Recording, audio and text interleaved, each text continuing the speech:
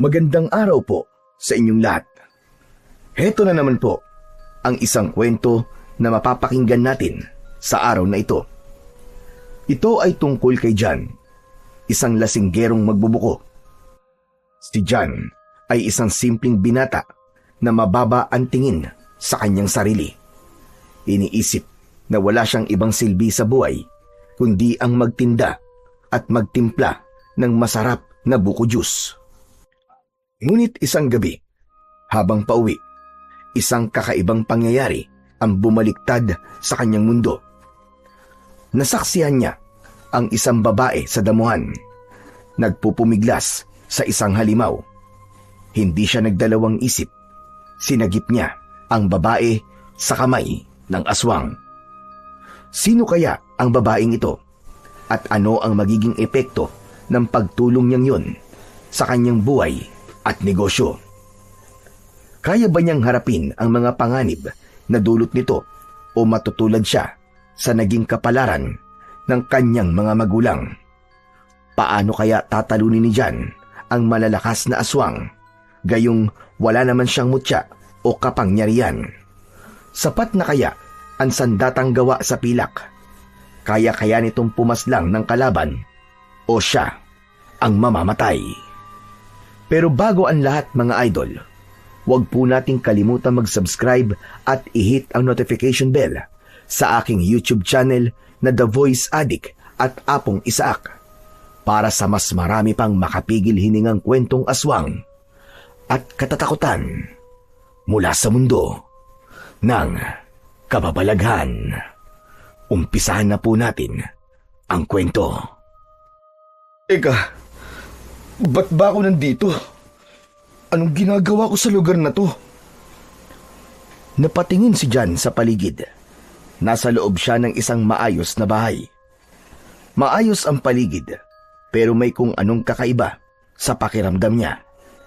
Nakita niya ang isang batang lalaki na nakayuko at nakasiksik sa ilalim ng mesa. Tahimik lang ito. May nakasabit na bawang sa leeg nito, parang kwintas. Marami ring bawang sa paligid ng mesa kung saan siya nakatago. Maya-maya, nakarinig si John ng malakas na alulong mula sa labas, parang alulong ng aso. Maliban doon, may iba pang ingay na nanggagaling sa labas, parang may kumakalmot sa dingding, paulit-ulit, parang may kuko na dumudulas sa kahoy. Minsan mabagal, minsan mabilis. May mga bahagi din ng dingding na parang nasisira na. May malalakas na tunog din na parang may tumatalon sa bubong. Ramdam ni John na gumagalaw ang bahay sa lakas ng bawat yabag. Napatitig siya sa bata. Nakatitig din ito sa kanya. Nanginginig. Umiiyak na. Parang walang boses. Nandyan na naman sila, Damian. Anong gagawin natin? Talagang sinusubukan ng mga aswang na yan ang pasensya ko. Sumusobra na sila. Ngayong gabi, hindi na ako basta-basta mananahimik na lamang. Sandali, Damian. Anong gagawin mo? Huminahon ka! Pumunta sa kusina si Damian at pinulot ang bolo na nasa ilalim ng lababo. Kinuha niya ang hasaan at dali-daling pinatalim ito ng gusto. Pinakatitigan, hinaplos ang mga simbolo sa hawakan at talim nito. Parang awa mo na, Damian. Kung ano man ang binabalak mo, huwag mo nang ituloy. Hindi natin sila kaya. Hindi natin sila katulad. Hayaan mo na lang. Aalis din naman ang mga yan mamaya. Aalis? Tapos babalik ulit? Paulit-ulit na lamang tayong tinatakot. Nabubuhay na tayo sa takot, Imelda. Ayoko na. Hindi pwedeng ganito na lang palagi. Visit yung mga aswang na yan. Akala nila, matatakot ako sa kanila. Pero Damian, paano naman kung mapahamak ka? Wala tayong laban sa kanila. Anong walang laban na sinasabi mo? Meron. At lalaban ako ngayon. Kaya humanda sila. Wag na, Damian, wag na. Nakikiusap ako sa'yo. Pabayaan mo na. Kung hindi ngayon, kailan pa tayo kikilos, Imelda? Kailan pa? Naiintindihan ko ang galit mo, Damian. Pero ang iniintindi ko lang naman ay ang pamilya natin. Paano kung masaktan ka? Paano kung mapatay ka nila? Paano kami ni John? Gagawin ko to para sa inyo. Para sa pamilya natin. Dahil mas lalong hindi tayo ligtas kung palagi na lang tayong matatakot sa kanila. Kaya kailangan ko na silang harapin. Wala na akong ibang pagpipilian pa. Damian, huminahon ka! Damian! Huwag mo na akong pigilan, Imelda. Masyado na tayong pinaglalaruan ng mga hayop na halimaw na yan.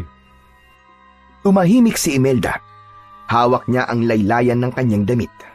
Nanginginig. Alam niyang wala na siyang magagawa para pigilan ang kanyang asawa. Kung mamamatay man ako ngayong gabi, sisiguraduhin kong hindi ako mamamatay ng duwag. Tay! Tay, wag po! Huwag kayong lumabas!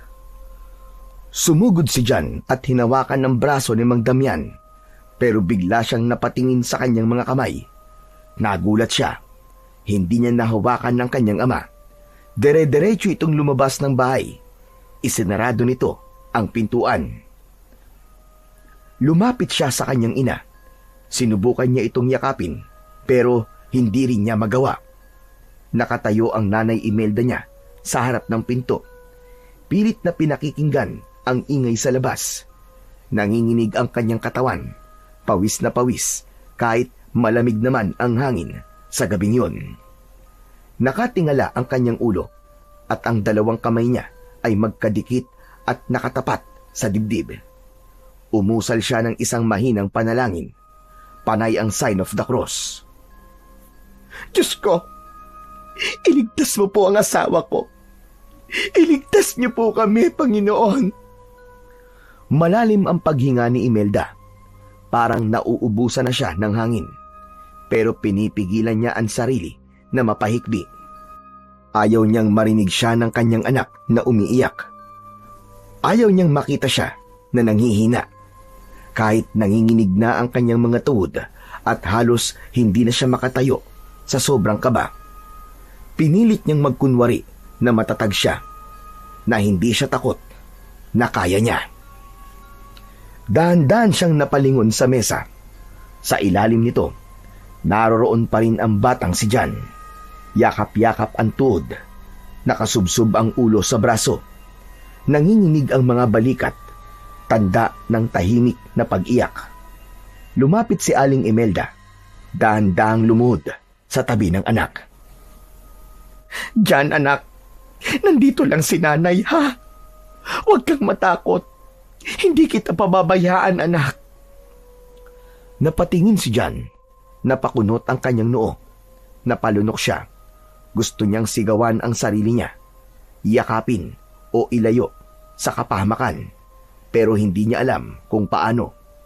Naipit siya sa isang masamang panaginip na muling bumuhay sa lahat ng takot na matagal niya nang itinatago. Bumalik sa kanya ang mga alaala. Alam na niya kung ano ang susunod na mga mangyayari. Mabilis niyang tinungo ang pinto. Tumagos siya at napunta sa labas ng kanilang bahay. At doon sa harap ng kanilang tahanan, nakita niya ang isang nilalang na may nakakatakot na anyo. Maitim ang balat nito na parang sunog. May matatalas na ngipin. Mahahaba ang mga kuko at may nanlilisik na mga mata. Ang dila nito ay mahaba, parang ahas. Mas masangsang din ng amoy, parang bulok na laman. Tay! Umalis ka na dyan! Pumasok ka na sa loob! Sige na, Tay! Ngunit hindi siya naririnig ng kanyang ama. Walang patumpik-tumpik, umatake ang aswang. Mabilis ito, mas mabilis kaysa sa kilos ng isang normal na tao. Tila bigla itong nawawala, tapos ay biglang lilitaw sa likuran ng lalaki. Ngunit si Mang Damian hindi nagpatalo sa takot. Maigpit ang hawak niya sa kanyang pilak na bolo. Napansin niyang kapag natatamaan ng bolo niya ang aswang, bigla itong napapaatras. Dahil doon ay nagkaroon siya ng dagdag na lakas ng loob. Halika! Kung akala mo matatakot mo ako, Nagkakamali ka! Sige! Sugod! Sumugod ang aswang. Nakanganga, handang manlapa. Umikot ito sa paligid ni Damian. Naglalaway. Ngunit bago pa man ito tuluyang makalapit, mabilis na umamba ng saksak si Mang Damian. Tinamaan niya ang braso ng aswang. Kumalat ang maitim na dugo sa damuhan. Napaurong ito at napahiyaw sa sakit. Ngunit hindi pa tapos. Ang aswang ay naging isang malaking aso. Muli itong sumugod. Mas galit, mas mapanganib. Lumaban si Mang Damian. Mabilis din ang kanyang mga galaw. Sanay siyang humawak ng kanyang bolo. Sanay siyang humarap sa panganib. Hindi siya umaatras. Habang nakikipaglaban siya, sa loob ng bahay ay nanginginig na si Imelda. Habang pinakikinggan ang bawat kalabog, sigaw at yabag sa labas, hindi na siya nakatiis. Anak, makinig ka. Huwag kang lalabas ng bahay kahit na anong mangyari. Hintayin mo kami dito. Babalik kami ng tatay mo, ha? Tumayo siya at naglakad patungo sa pinto. Binuksan niya ito at tumambad sa kanyang paningin ang naging kalagayan ng kanyang asawa. Marami na rin itong sugat sa katawan, ngunit patuloy pa ring lumalaban. Umabante pa siya. Hawak niya sa kamay ang isang balisong. Gusto niyang tulungan ng asawa niya. Gusto niyang matapos na ang lahat. Ngunit lingid sa kanilang kaalaman, may isa pang aswang na nakaabang sa itaas ng bubong. Tahimik lamang itong nagmamasid. Matutulis ang kuko nito at mukhang mas matanda kaysa sa unang aswang. Ang balat nito ay kulubot, parang balat ng luma at tuyong kahoy. Mula sa bubong, tumalon ito pababa. Walang kaabog-abog, inatake nito si Aling Imelda. Hindi! Nay! Pero huli na, bumulagta ang nanay niya sa malamig na lupa. Tumama ang ulo nito sa batuan at dumaloy mula doon ang mapula niyang dugo. Agad na pinagkakakalmot ng aswang ang tiyan at muka ni Aling Imelda bago ito lumubay. Sa gulat ng ama, nabitiwan nito ang kanyang pilak na sandata at mabilis na tumakbo papunta sa kanyang asawa. Mahal! Mahal, gumising ka! Hindi pwedeng mangyari to! Iwan, mahal! Gumising ka! Niyakap nito ng maigpit ang kanyang pinakamamahal na asawa. Hindi na ito gumagalaw.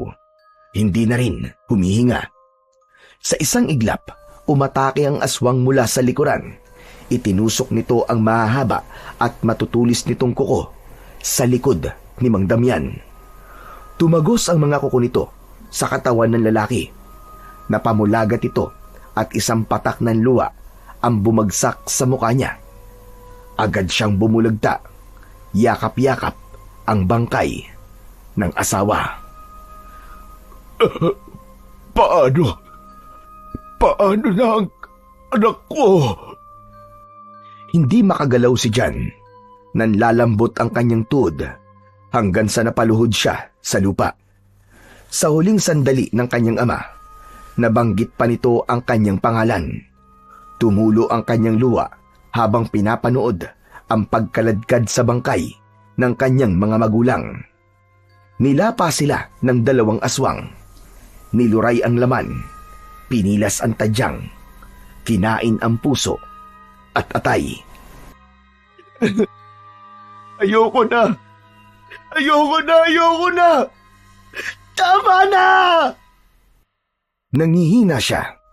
Pilit niyang isinara ang mga mata, pero hindi niya maiwasang hindi tignan kung ano ang nangyayari. Hanggang sa may narinig siyang isang mahinang hikbi. Huminto siya sa pag-iyak at nilingon ang pinagmumulan ng tunog. Naroon ang bata sa pintuan, nakatingin sa bangkay ng kanyang mga magulang. Maputla ang bata, punong-puno ng takot, gulat at lungkot ang kanyang muka. Hindi gumagalaw. Nakatayo lang sa may pintuan habang pinanunood kung paano nilalapa ang mga magulang niya. at biglang nagising si John. Mabilis ang kanyang paghinga. Butil-butil ang pawis sa kanyang noo. Nasa maliit siyang katre sa isang sulok ng kanyang barong-barong. Yung manipis na foam na inuupuan niya sa araw ay siya ring hinihigaan niya sa gabi. Huminga siya ng malalim, pilit na pinakakalma ang kanyang sarili. Tumingin siya sa lumang orasan at nakita niya, 7:00 na ng gabi. Anak ng teteng, oo. Ang tagal naman na naging siesta ko. Ay, anong oras na? Ngayon lang ako nagising. Kanina, pagkatapos niyang magtinda ng buko, umuwi siya para magpahinga sandali. Nakaramdam kasi siya ng antok. Akala niya, sandali lang siya dahil balak pa niyang magtinda. Pero napasarap ang kanyang tulog. Humaba ng hindi niya namamalayan. Kahit mabigat ang katawan, pinilit niyang bumangon. Naupo siya sa gilid ng katre. Ilang saglit pa, napatulala siya habang inaalala ang kanyang panaginip. Ipinilig niya ang kanyang ulo. Pilit na nilalabanan ang mga imahe na ayaw mawala sa isip niya. Maya-maya pa ay napatingin siya sa pinto nang marinig niyang may kumakatok. Jan? Jan! Gising ka na ba, pare? Jan! Oh, sandali, nandiyan na! Tumayo siya at pinagbuksan ito ng pinto. Bumungad sa kanya ang matalik niyang kaibigan na si Rex. May bitbit na plastik sa magkabila ang kamay. Ay, sa wakas, nagising ka rin. Kanina pa ako pabalik-balik dito eh. Buntik na ako magpatawag ng puninarya eh. Akala ko kasi patay ka na eh. Sira ulo. Natulog lang ang tao eh, patay na agad. Ano bang kailangan mo? Ang sungit naman ito. Nandito ako para masimulan na natin to. Aba, kanina pa ata kumunat tong binili kong pulutan natin eh. Kakahintay sa paggising mo.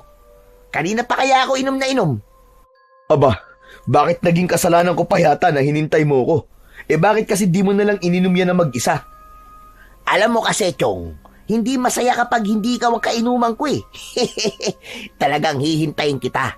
Siyempre, best friend tayo, di ba? Sige na nga. Halika na, pasok ka na. Ikaw, alam mo, bad influence ka talaga eh. Gusto ko sanang iwasan yan para kahit papano maging good boy na ako eh. Ikaw talagang panira sa pagbabagong buhay ko eh. Pare, sadali lang. Pawak nga. Nilalagnat ka ba? Sira ulo.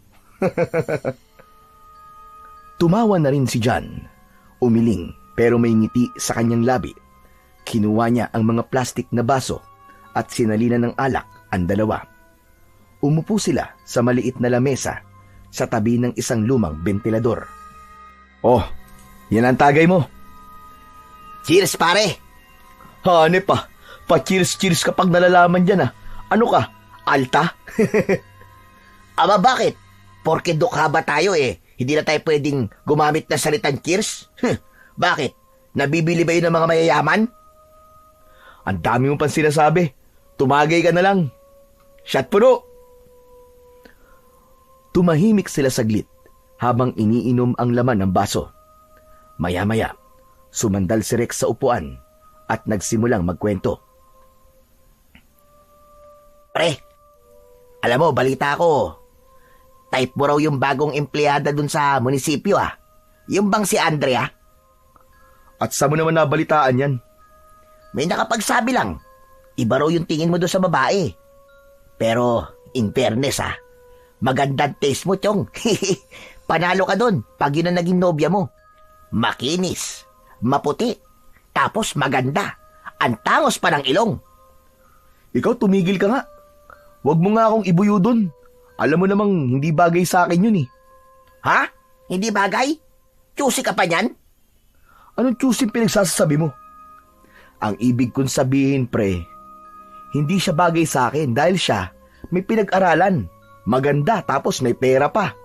Eh ano naman ngayon? Gwapo ka naman ah. Maganda ang katawan mo, maskulado. Eh ako nga, walang abs eh. Lakas pa rin ang loob manligaw eh. Ikaw pa kaya? Basta ayoko, Chong. Huwag mo akong binibiro sa kanya. Nakakahiya. Rex, alam mo naman, di ba? Isa lang akong hamak na magbubuko. Walang problema sa trabaho mo. Marangal naman ang pagiging tindero Kaya wag mong nilalanglang lang yun. Oo, alam ko naman na marangal. Tsaka wala akong tinatapakan tao. Pero alam naman natin yung iba, hindi ganun ang tingin. Ang bihira ka. Hayaan mo yung tingin ng iba. Bakit kasi nagpapaapekto ka? Ay nako. Siya nga pala. Alam mo bang nalaman ko na walang syota si Andrea? Baka ikaw yung hinihintay niyang dawan. Kaya kung ako sa'yo, magda-moves ka na. Engot, di nga ako magugustuhan nun. Paano naman siya magkakagusto sa akin? Bukod sa magbubuko lang ako, lasinggero pa. Wala naman akong silbi. Wala akong ibang alam gawin kundi ang magbiyak at magtimpla ng masarap na buko juice. Bukod dun, ano pang alam kong gawin? Lumaklak ng alak. Ano pa? Wala na. Sige nga, sabihin mo sa akin kung paano niya ako magugustuhan, Aber. Alam mo, Chong, ang mali sa'yo?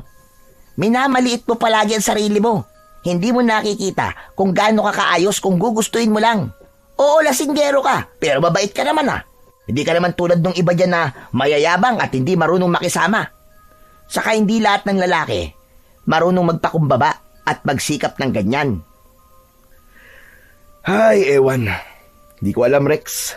Minsan kasi parang wala na talaga akong direksyon Para bang kahit na anong gawin ko, palaging may kulang. Pare, normal lang yan. Pero hindi ibig sabihin na wala ka ng kwentang tao. Tumingin ka nga sa salamin. Mukha ka bang wala ng pag-asa? Hindi naman. Mukha lang pagod sa kalasing. Yan ang sinasabi ko sa'yo Ano, bukas tulungan kita Diskartihan mo na yung si Andrea. Aba, baka maunahan ka palang iba. Ayoko, Chong, ayoko. Nahihiya talaga ako. Ayaw mo ba talaga? Kasi kung ayaw mo, pwede namang ako na lang Ay, wag naman ganun, Chong. Ang kaywan, at hindi pwedeng mapunta kay Pedro. Ayun! Di umamin ka din sa wakas.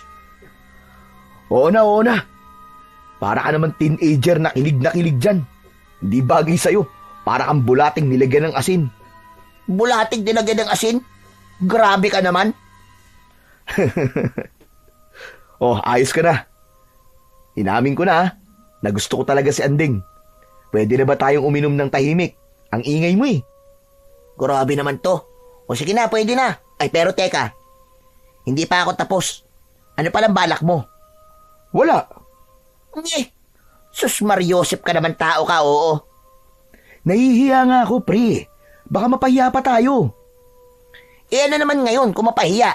At least sinubukan mo. Mas okay na yun kaysa habang buhay mong iniisip ang mga sana mo. Tumahimik si John. Waring nag-iisip. Napatingin sa kanyang mga kamay, sa kalyo at kutis na maitim. Napailing siya. Ang binatang si John ay edad 25 na. Totoong matipuno ang katawan nito. Halatang sanay sa mabibigat na trabaho. Matangkad siya at maayos ang hubog ng katawan. Malinis ang panga at mapupungay ang kanyang mga mata. Guwapo siya pero hindi ito masyadong napapansin ng marami dahil sa sunog niyang balat, dahil sa araw-araw na pagkakabilad habang naglalako ng buko sa kalsada. Lagi rin siyang mukhang pagod at madalas amoy panis na nyug ang amoy ng kanyang katawan. Ngunit kahit ganun, may kakaiba pa rin sa kanya. May dating. Yun lang, talagang lasinggero siya. Ang tingin sa sarili, walang direksyon sa buhay. Palaging iniiwasan ng mga tao. Laging laman ng tsismisan at pinupulutan ng mga tsismosa sa kanilang baryo. Pero si Rex ang natatanging nakakakita sa kabuuan niya na kahit marami siyang pagkukulang, mabuti siyang tao. Tahimik na ulit si John. Naging sunod-sunod ang tagay.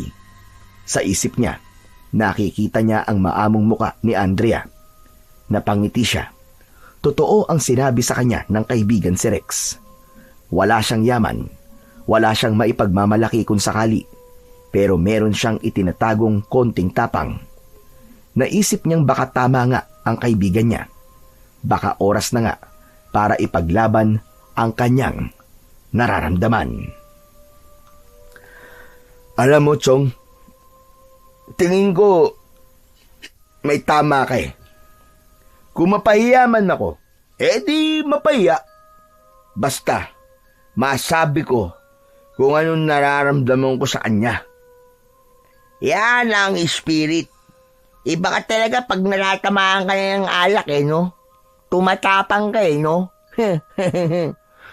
Isang shot puno pa para mas tumapang ka na dyan.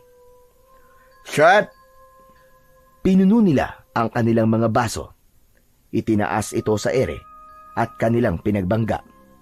Nagtagay silang muli. Grabe to.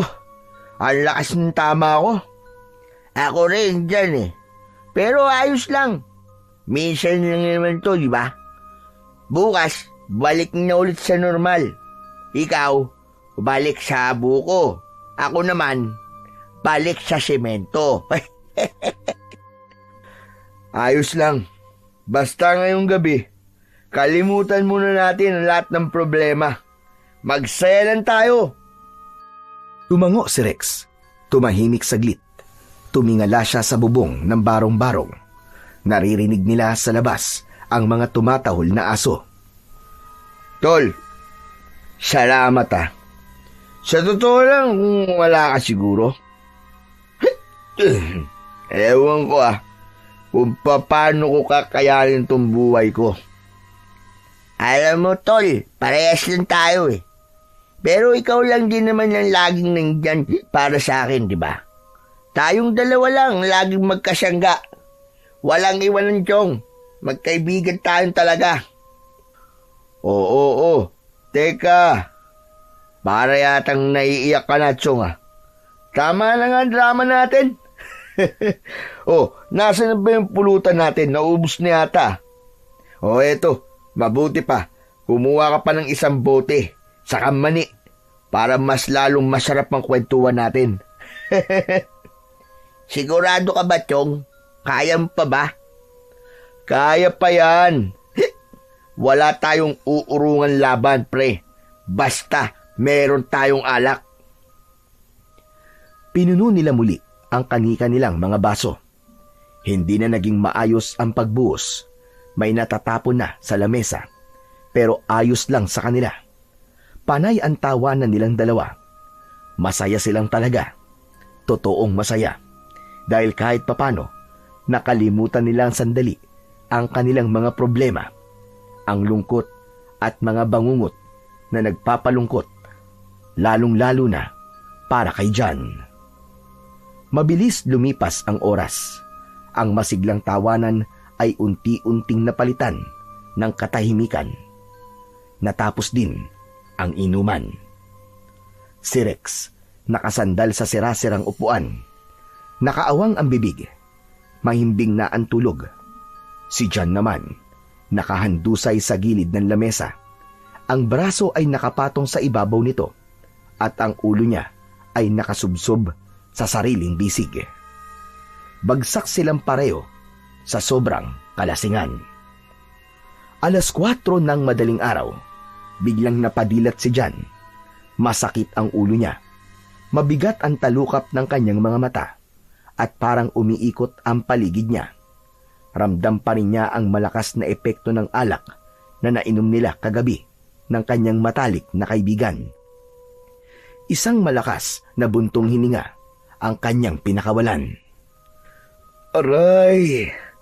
Ito na nga ba ang ayaw ko kapag napapasarap sa inuman Matinding hangover, grabe! Sakit sa ulo. Pero kailangan kumayod para mabuhay ang walang kwentang nilalang.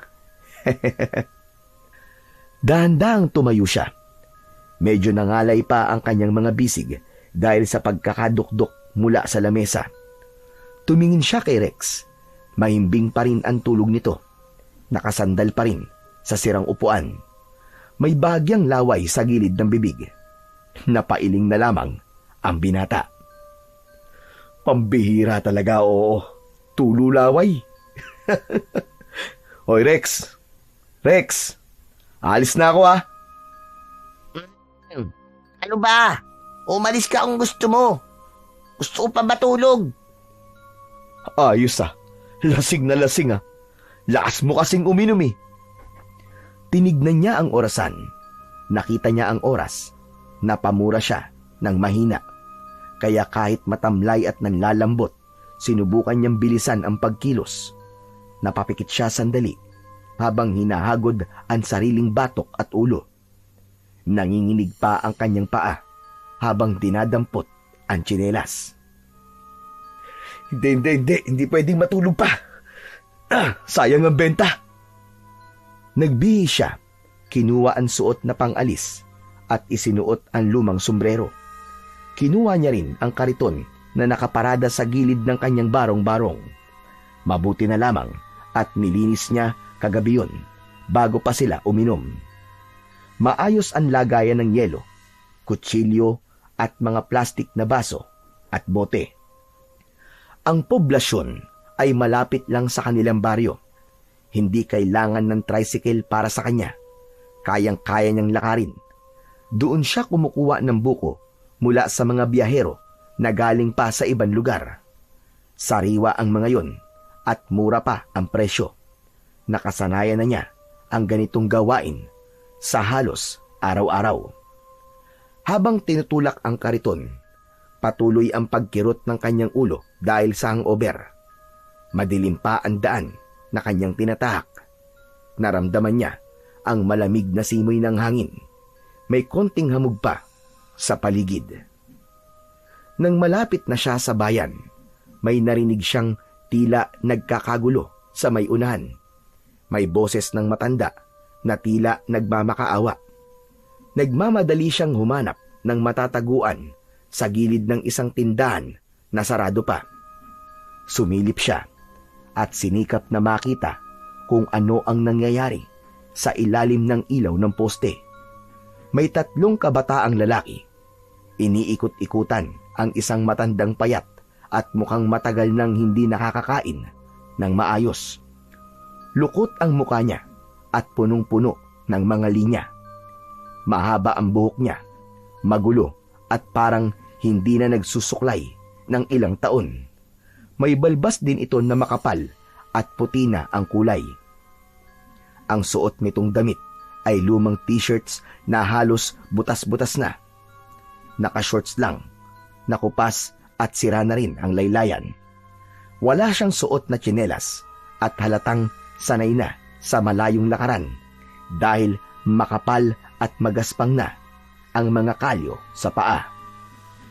Maawa kayo sa akin! Huwag niyo naman akong saktan! Wala naman akong ginagawang masama sa inyo! Ngunit ang mga kabataan, halatang lasing at bangag, palakad-lakad pa rin na parang wala sa kani-kanilang mga sarili. Isa sa mga ito ang biglang tumulak sa matanda, hanggang sa napasubsob ang matanda sa kalsada.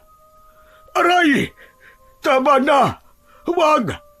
Maawa na kayo sa akin! Napakuyom ang kamao ng binata. Hindi na niya matiis.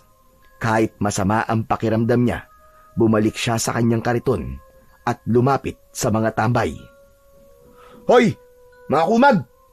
Anong ginagawa niyo, ha? Manahimik ka! Kung ayaw mong pati ikaw saktan namin! Pakialamero ka! Ano ngayon sa inyo kung pakialamero ko, ha? Ayoko na may inaaping matanda. Lalong-lalo na sa harap ko. Kaya mabuti pa. Tigilan nyo na yan. At bakit naman kami makikinig sa iyo, ha, Aber? Dahan-dahang inilabas ni John ang kanyang itak mula sa ilalim ng kariton. Aalis kayo o tatagpasin ko mga leeg nyo. Biglang natahimik ang lahat. Walang nakaimik sa 3 kabataan. Natakot din sila at kinabahan nang makita ang itak na hawak ng binata. Isa-isa silang nagsialis. Nagmumura habang papalayo. Naiwan si John, nakatayo pa rin habang nakataas pa ang itak. sa kanyang mga kamay. Anak ng teteng oh. Huh! Buti na lang wala na sila. Lakas ng kabog ng dibdib ko ah. Nang masigurong wala na ang mga tambay na yon, doon lamang tila nakahinga ng maluwag ang binata. Pero ang tuhod niya nanginginig. Halos mapaupo siya sa bangketa. Agad niyang pinunasan ang kanyang pawis sa noo. At pagkatapos nun, doon pa lang siya napalingon sa matanda. At tatang, ayos lang po ba kayo? Oo, iho. Ayos lang. Salamat nga pala. Kundi dahil sa'yo, baka hindi na ako makauwi ng buo. Naku, wala pong anuman yun. Pero ano po bang ginagawa niyo dito ng ganitong oras? Napagtitripan tuloy kayo ng mga adik dito. Yun na nga, iho. Mangyaring may usapan kasi kami ng isang kakilala ko na dito magkikita o dito ko raw siya hintayin. Pero hindi ko naman siya nakita dito. Ganun po ba? Naku baka kung iiwan ko po kayo dito baka balikan po kayo ng mga mokong na yun. Saan ho ba kayo nakatira? Naku wala na akong bahay, iho. Nasunog kasi ang kubo ko sa tabi ng ilog. Simula nung masunog yun, kung saan-saan na lamang ako napadpad. Minsan dito, minsan sa palengke. Basta kung saan may lilim at bubong, dun ako. Napatingin si John sa matanda. Mahina na ang boses nito at tila nauubusan ng lakas. Napansin niya rin na nanginginig ang mga kamay nito. Tatang, nanginginig po kayo ah. Dahil po ba yan sa gutom? Oo, amang. Ilang araw na akong hindi kumakain. Maski tupig. Madalang akong makainom. Napabuntong hininga si John. Kahit masakit pa rin ang ulo niya at nanlalambot, hindi niya magawang iwan ang matanda. Kaya naman, mabilis siyang nag-isip. O sige, ganito na lang po tatang. Sumama po muna kayo sa akin. Pupunta po kasi ako ng poblasyon para umangkat po ng buko. May malapit po na karinderya doon. Bibilang ko na lang po kayo ng kape at tinapay tapos titignan po natin kung meron po kayo doon mapagpapahingahan kahit panandalian lamang. Hindi agad nakasagot ang matanda. Tinignan niya si John tapos tumango ng marahan. Tinulungan ni John na makatayo ang matanda. Salamat, iyo. Napakabuti mo. Bihira lamang ang mga taong tulad mo. Naku, wala po yun, tatang. Tara na po. Baka mamaya balikan tayo ng mga adik na yun Tahimik silang naglakad patungong poblasyon. Madilim pa rin ang paligid. Kaunti lamang ang ilaw sa kalsada, kaya't maingat silang naglalakad. Hawak ni John ang hawakan ng kanyang kariton, habang si Apo Karding naman ay tahimik lang na sumusunod sa likod niya. Habang naglalakad sila sa gilid ng kalsada, nagsimulang magsalita si John. Tatang, nakalimutan ko, ano nga po palang pangalan nyo? Ako si Karding, pero tinatawag nila akong Apo Karding. Ganun po ba? Kung ganun, yun na rin po ang itatawag ko sa inyo. Apo Karding. Buti at dumating ka talaga kanina, iyo. Sakto yung paglabas mo ng maaga. Yung mga batang yun, wala silang magawa. Kaya nga po dumarami na po talaga mga pasaway na kabataan dito. Ibang-iba na po ang henerasyon. Kaya, payo ko po sa inyo, wag niyo na pong uulitin to. Kung makikipagkita po kayo sa isang kaibigan, mas piliin niyo po ang araw. Wag po sa gabi. Tsaka wag po kayo magpapadilim sa kalsada. Tama ka. Hindi talaga dapat. Alam nyo, ganito po talaga ako Kapag ganitong oras, gising na po ako. Minsan 4:00 o mas maaga pa po. Bumabangon na ako para makauna po ako dun sa bagsakan. Kumusta naman ang buhay mo? Hindi ka ba nahihirapan? Mahirap po, syempre. Pero kaya naman po. Kahit paano, nakakaraos naman. Kahit mainit sa maghapon, tiis lang. Basta may benta. Ayos na. Sandaling natahimik si Apo Karding. Halatang pinakikinggan niya ng mabuti ang binata habang sila ay naglalakad. Noon po, medyo nahihiya pa po ako sa ginagawa ko eh. Kasi habang yung iba, may mga uniforme, nasa opisina o may magagandang negosyo, ako naman po, nandito lang po sa kalye. Naglalako po ng buko sa gilid-gilid. Oh, ano namang masama doon? Wala ka naman tinatapakan tao, di ba? At napapakain mo ang sarili mo mula sa perang kinikita mo sa marangal na paraan. At napapainom pa po ng alak nang walang sawaan. Abay, ayos na ayos pala buhay mo, iyo ah. May kita ka na, may alak ka pa. Yun nga lang po, may kulang talaga eh. Wala pa po akong asawa. Wala siguro magkagusto sa tulad kong isang magbubuko lang. Hindi mo kailangan madaliin yan. Basta't magpakatino ka lang at huwag kang mawawalan ng pag-asa. Yung tamang tao, darating din yan sa tamang panahon. Sana nga po. Kasi minsan parang wala naman talagang patutunguhan tong ganitong buhay eh. Mali ka. Ito ang isipin mo, iyo. Ang mahalaga, hindi ka tumitigil. Tuloy-tuloy ka lang. Ang taong nagsisikap, laging may aasahang ginawa kahit papano. Kahit mabagal. Basta't dire-diretso ka lang. Napatingin si John sa matanda. Hindi niya inaasahan na ganito pala ito magsalita. May lalim, may laman. Tatang, Apo Karding, nakakagaan ng loob yung marinig ah. Salamat po ah. Kayo po ba? Matagal na po ba kayo dito? Abay, oo naman. Dati pa ako dito.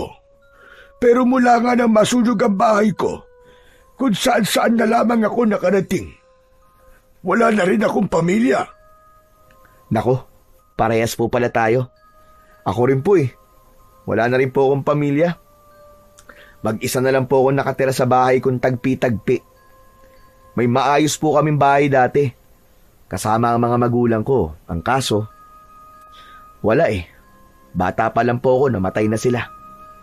Yung mga kamag-anak ko po, na kumupkup sa akin, inangkin na yung bahay namin. Wala na rin po akong nagawa. Kung minsan talaga, ang buhay at tadhana ay sadyang malupit. Oo nga po eh. Kaya nga ngayon, kahit mahirap, pinipilit ko na lang pong maging matatag. Mahusay ka dyan. Hindi lahat ng bata kayang tumayong mag-isa. Samantalang ikaw, nakatayo ka pa rin kahit maraming pagsubok ang nasa iyong harapan. Salamat po, Tatang. Hindi ko po alam kung hanggang kailan po ako ganito. Pero habang kaya ko pa, bira, laban lang po. Ngumiti si John. Gumaan ang pakiramdam niya. Matagal na siyang hindi nagkikwento ng ganito sa ibang tao. Sa saglit na pag-uusap nila ng matanda, marami siyang natutunan at marami siyang naramdaman. Nalaman niyang may handang makinig at may handang umintindi sa kanya. Nagpatuloy sila sa paglalakad. Alam mo, Tatang, parehas lang naman tayong walang kasama sa buhay. Kung gusto niyo po, doon na po kayo tumira sa akin. Walang sumagot. Biglang napatigil si John at lumingon sa likod. Ngunit wala na doon ang matanda. Hala, nasaan na yun? Anak ng teteng, oo. Tatang! Apo Karding! Apo Karding! Tumingin siya sa kaliwa, sa kanan at sa likod. Pero wala siyang nakitang Apo Karding. Inikot niya ang kanyang paningin sa paligid. Walang tao, ni hindi niya narinig ang mga yabag ng matanda na umalis. na wala itong parang bula. Apo Karding! Anak ng teteng. Abay, wag naman kayo nagbibiro ng ganyan. Nasaan ba kayo, Apo Karding? Ano ba to? Ano bang matanda yun? Kinilabutan siya. Parang may malamig na hangin na dumaan sa batok niya. Bumilis ang tibok ng kanyang puso. Mas lalo pa siyang ninerbiyos nang biglang may umalulong na aso sa tabi ng kalsada. Mabilis niyang itinulak ang kariton paalis. Hindi na siya lumingon pa. Sa isip niya, baka multo ang matanda. Pagdating sa poblasyon, pinilit niyang wag na lang isipin ang nangyari. Nag-focus siya sa kanyang dapat na gawin. Nakita niyang may mga biyahero na nag-aabang. Naghahanda na rin ng kanilang mga paninda. Lumapit siya sa suki niya. Pinapili na siya kagad ng mga buko. Pinili niya ang malalaki at mabigat. Matapos magbayad, iniligay na niya ang mga ito sa kanyang kariton. 6:00 ng umaga, dumaan na siya sa bilihan ng yelo at asukal. Saka siya pumwesto sa dati niyang lugar. Inihanda na niya ang kanyang mga paninda. Habang nag-aayos siya, may napansin siyang bolo sa gilid ng kanyang kariton. Uy! Bolo to ah! Kanina naman to galing? Ba't nandito to sa kariton ko? Kinuha niya yon. Namangha siya sa nakitang talim nito. Medyo mabigat at malapad to kumpara sa gamit niyang itak. Hindi matulis ang dulo nito. Parang malapad na itak na pinutol sa dulo. Hinugasan niya ito at sinabon, saka sinubukang gamitin. Pinatong niya ang buko sa kariton at tinaga ito. Uy! Ayos ah! Ang talim naman ito! Walang kahirap-hirap! Pero kalaunan, tinigil din niya ang kanyang ginagawa. Hindi ko alam kung saan ang galing to o kung saan to ginamit. Mabuti pa siguro itapong ko na lang mamaya to. Baka mamaya ginamit pa tong murder weapon eh. Tapos nahawakan ko pa. Eh di tiklo ako. May naiwang fingerprints ko rito. Nako. Teka. Ano kaya? Mabuti pa itago ko na lang to. Isinuksok niya ang bolo sa ilalim ng kariton. Itinapon niya ang mga buko na nabiyak na niya at saka siya naghugas ng kanyang mga kamay. Magandang umaga. Uy! Andrea, ikaw pala. Magandang umaga din. Anong kailangan mo? Nagtitinda ka na ba? Baka gusto mo naman akong pagbilan ng 1 piraso. Yung sariwa yung sabaw lang. Walang halong asukal. Masama kasi pakiramdam ko eh. May UTI na naman yata ako. Ha? Sige. Isa lang ba? Oo, isa lang. Hindi ba sumasakit ang tiyan mo pag umiinom ka nito ng ganito kaaga? Hindi naman. Magaan nga sa pakiramdam eh. Masarap sa tiyan. Mas nakaka-refresh. Namili ng magandang klasing buko si John. Yung malauhog kung tawagin. Pinutasan lamang niya ang dulo nito sa kanya nilagyan ng straw bago iabot kay Andrea. Heto na po, ma'am. Magkano? Huwag na. Libre na yan. Sa'yo na. Hala, wag naman, nakakahiya. Buena mano yata ako eh. Magkano to? Babayaran ko. Hindi, ma'am. Libre ko na po talaga yan sa inyo. Sigurado ka ba? Opo. Sabi mo yan ha. Salamat. Pero sa susunod, pag bumili ako ulit, doble na ang bayad ko sa'yo. Salamat ulit, John. Tumalikod na si Andrea at habang papalayo ito, napatulala si John. Napangiti siya ng mag-isa. Napakamot sa batok habang tinititigan ang papalayong dalaga. Hindi ako makapaniwala. Kilala niya ako. Biglang umabog ang dibdib niya. Parang hindi siya makapaniwala. Hindi niya matiyak kung napangiti siya dahil sa libre niyang naibigay na sabaw ng buko o dahil binanggit ni Andrea ang pangalan niya. Buo at malinaw. Pambihira! Kilala niya talaga ang pangalan ko. Napaupo siya sa tabi ng kariton.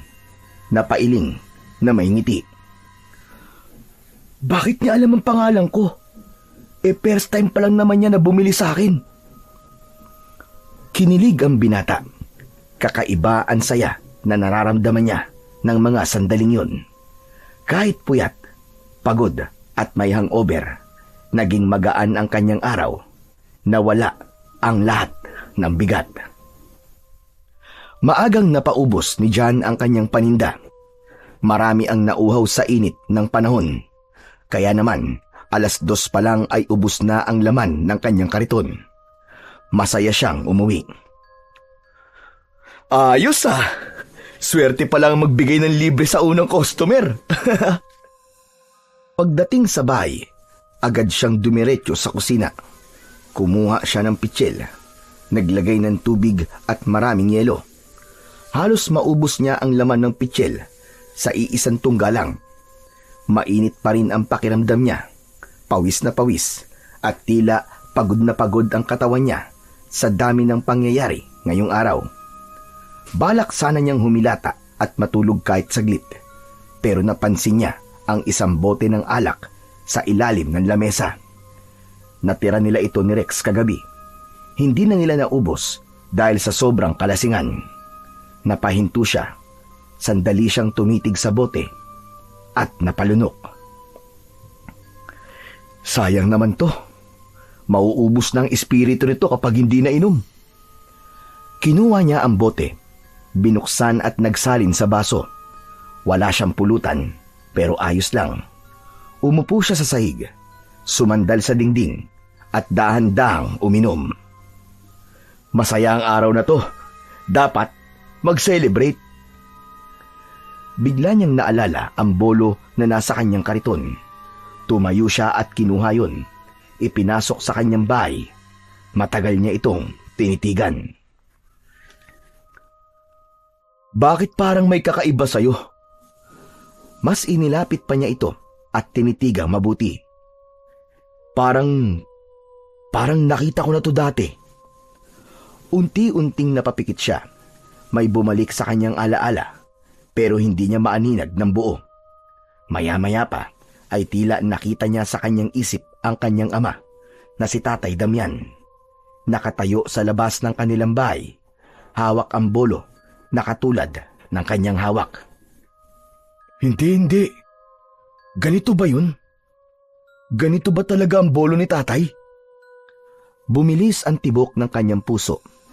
Sinipat niyang mabuti ang bolo at nakita niya ang ilang simbolo at palatandaan na parabang nagsasabi sa kanyang yun nga ang dating hawak na sandata ng kanyang ama. Ngunit hindi niya maintindihan kung paano at bakit napunta sa kanya ang isang bagay na matagal nang nawala sa kanya. Hindi pwede. Kung ito yung kay tatay, yung ginamit niya nung gabi. Ay. Napahawak siya sa ulo niya. Nagsimulang manginig ang kanyang mga kamay. Napabitaw siya sa hawak na bolo at agad na pinulot ang bote ng alak. Diretso niya itong tinungga. Paanong napunta to sa akin? Bumuntong hininga siya. Unti-unting lumuha ang kanyang mga mata. Kinuha niya ulit ang bote at tinungga ang natitirang alak. At nang maubos niya to, dahan-dahan siyang humiga sa banig at ipinikit ang mga mata. Ngunit ilang sandali lang ay biglang may kumatok sa pintuan. Tumayo siya at pinagbuksan niya ito. Kapitbahay nila ito. Ibinalita nito sa kanya na naaksidente si Rex sa construction site. Nalaglag. Ano? Ano sabi mo? Naaksidente si Rex? Inulit ng lalaki ang kanyang sinabi. Hindi na nag-aksaya ng panahon si Jan. Nagpalit na lang siya ng tsinelas at agad na nagpunta sa poblasyon kung saan naroon ang klinik. Pagdating niya doon, nakita niya ang kaibigan si Rex na nakahiga. May benda ang braso. Rex, tol! Ano nangyari sa'yo? Konting aksidente lang, Chong. Pero ayos na ako. Maswerte pa rin kasi na-dislocate lang ang braso ko. Malayo sa bituka. Matagal pa ang buhay ko, no? Sira ulo. Mabuti di nabagok ang ulo mo. Tumama din naman. Pero syempre, matigas ang bungo ko eh. Kaya walang epekto. Ano pa ba ang kailangan mo dito? May maitutulong ba ako? Yun na nga, pre. Nahihiyaman ako pero sige na nga. Mangungutang sana ako pandagdag sa ibabayad ko dito. Babayaran ko rin kagad kapag nakabalik na ako sa trabaho. Meron naman ako ditong ipon. Ipapahiram ko sa'yo. Ayos. Salamat, pre ha. Abait mo talaga. Pakis nga. Oo, wag na. Pinautang ka lang mangkikis ka na. O heto, kunin mo. O siya nga pala, uuwi rin ako mamaya. Ayos lang, pre. Mamaya, nandito na rin siguro si nanay. May makakasama na ako. Baka kasi bukas pa ako makalabas dito Ayos naman pala, pre. O sige, habang wala pa siya dito, ako na muna ang bantay mo. Nagkwentuhan pa sila ng konti nang masigurong ligtas na si Rex at may nag-aasikaso na. Nagpaalam na ang binata. Gabi na rin at kailangan niya ng magpahinga para sa panibagong araw ng pagtitinda. Madilim na ang paligid nang lumabas siya sa klinika. Sa kalagitnaan ng kanyang paglalakad, napahinto siya. Tinignan niya ang paligid. Medyo madilim at di sumasapat ang ilaw ng mga poste sa gilid ng kalsada. Pambihira naman kasing lugar to. Ang yaman-yaman ng munisipyo ni hindi man lang mabigyan ng pansin ng mga aandap-andap na mga ilaw dito. Ay nako, kung ako lang talaga magiging mayor dito, ilalapit ko talaga ang buwan para lumiwanag talaga. Nagpatuloy siya sa paglalakad. Paminsan-minsan ay napapalingon kapag nakakarinig ng mga kaluskos. Nung una ay hindi naman siya natatakot dahil madami pa rin namang naglalakad ng oras na yon. Ngunit nang makarating siya sa isang bahagi ng lugar na wala na masyadong tao at ang paligid o gilid ng kalye ay puro talahiban, naging malikot na ang kanyang mga mata. Lalo pa at naalala niya si Apo Karding na inaakala niyang isang multo. Maya-maya pa, may narinig siyang impit na iyak. Mahina at halos hindi marinig. Hala, ano yun? Parang may umiiyak ah. Napalingon siya sa gilid ng daan, sa pinakamadamong bahagi. Agad siyang kinilabutan. Unang naisip niya ay ang tumakbo kagad, pero bigla siyang natigilan nang mas lumakas ang iyak nun. Wag! Pakawalan mo ako! Tulong! Tulungan niyo ako! Malinaw na isang babae ang umiiyak. Sumisigaw at humihingi ng tulong. Kasunod nun ay may isang babae ang biglang lumabas mula sa talahiban. Tumatakbo ito, halos madapa. Andrea! Hindi siya makapaniwala. May lalaki sa likod nito. Mabilis ang hakbang, para bang hayok na hayok. Lumapit siya kay Andrea. Andrea, ano nangyayari? Jan, umalis ka na!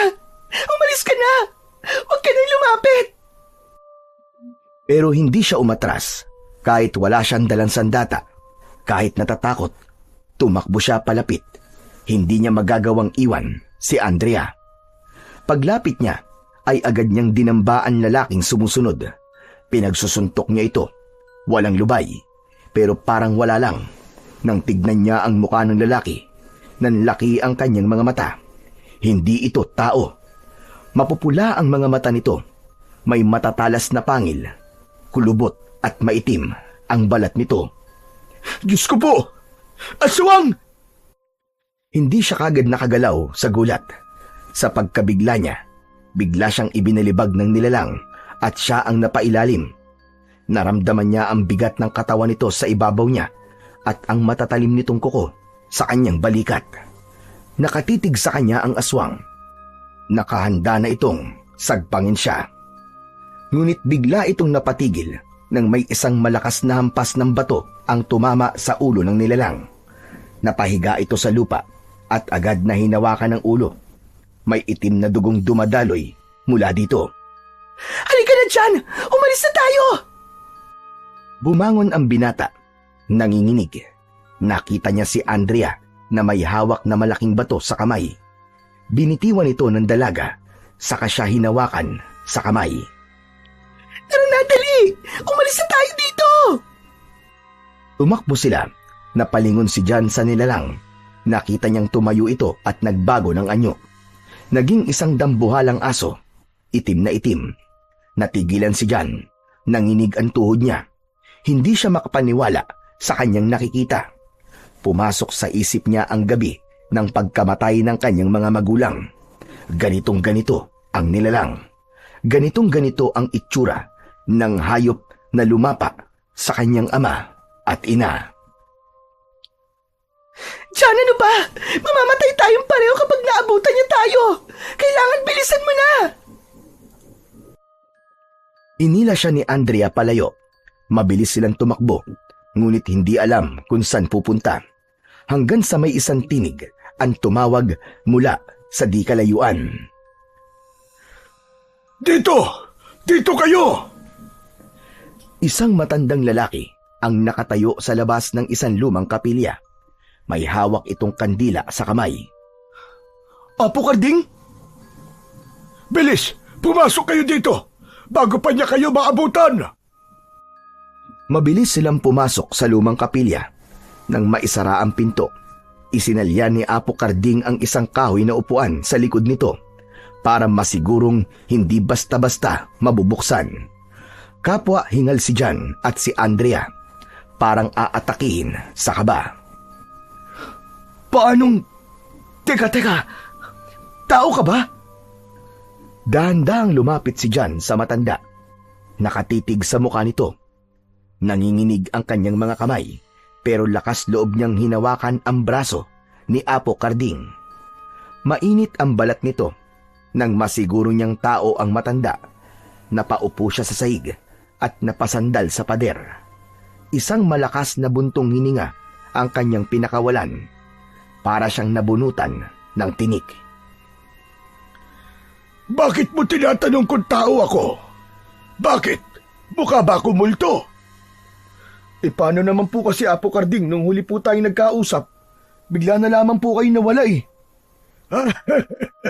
Wala lang. Gusto lang kitang takutin noon para masubukan kung matatag ba talaga ang loob mo sa ganung mga bagay. Pambihira naman kayo. Sa tanda niyong yan, nantitrip ka pa. Hayaan mo na. Gusto ko lang naman talaga mapatunayan kung matapang ka. Kaya ako ginawa yun. At masasabi kong matapang ka nga. Matapang? Muntik na nga akong inatake sa ginawa niyo eh. Teka nga ho pala. Bakit may aswang po dito sa poblasyon? Matagal nang may gumagalang aswang sa lugar na ito dyan. Ilang beses ko na silang nakikita. Tahimik lang sila. Pero may mga pagkakataong hindi sila nakakapagpigil.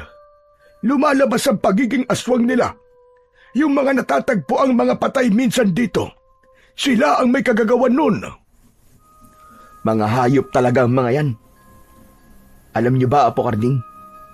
Mga aswang po ang pumatay sa mga magulang ko. Halos mahigit 2 dekada na po. Buhat nang mangyari yon. Kaya akala ko po wala na sila. Meron pa rin pala. Hindi naman sila nawawala eh. Nandyan lang sila sa ating paligid. Bumabalik-balik kapag gutom. Itong kasama mo, sino siya? Si Andrea po.